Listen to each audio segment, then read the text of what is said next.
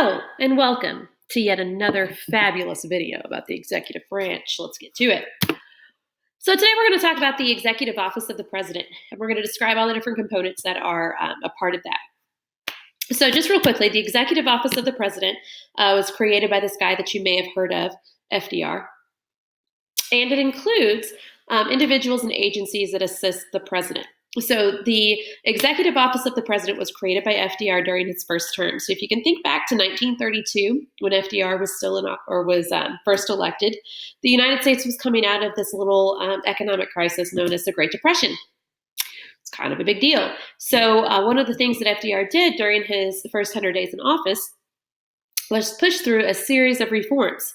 Okay, so you've basically got to have people that are there to help make sure that those reforms are enforced and are properly executed. So that's where the executive office of the president comes from, also called the EOP. So this includes attorneys, scientists, and other professionals. And over the years, it has grown to well over 1,500 people. So think of this as kind of like not exactly what the cabinet does. It's kind of like an extension of the president and the president's like policies and programs and things like that, and his vision for the executive branch. So the biggest part of the executive office of the president is called the Office of Management and Budget.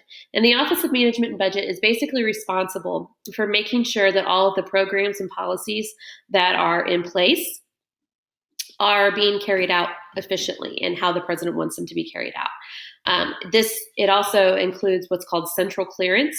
And central clearance is basically, it's kind of like the communication system between the Office of Management and Budget and Congress, making sure that everything is properly communicated, that Congress knows what's going on with all these different programs, okay? Next, you have the National Security Council, and this is obviously a pretty important, group of people because their job is to communicate the policies of the president dealing with national security, foreign relations, that kind of stuff. And this is led by the National Security Advisor. We also have the Council of Economic Advisors, and as its name implies, this is a group that is supposed to help the president relay and get across his programs dealing with the economy. They also publish the economic report of the president, which I'll have you look at in class. And this is, a few hundred pages of economic policy and reports and things like that. Really interesting.